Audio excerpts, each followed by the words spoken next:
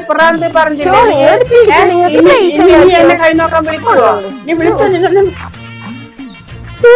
ശരിക്കും വീട്ട് വട്ടാ തോന്നുന്നുണ്ട് അവരുടെ കളി. ഞാൻ എത്ര ഇതുപോലെ കളിച്ചോന്നെയൊക്കെ കണ്ടിരിക്കുന്നത്. എന്റെ അടുത്താണ് അവർ വേള കാണിച്ചത്. നമ്മളാരും അവർക്ക് അറിയില്ല. അത് പോയി. കുടുംബത്തിൽ കയറ്റരുത്.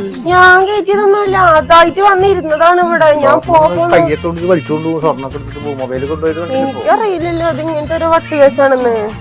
ഇനി മേലൊക്കെ ചെയ്യരുതാ.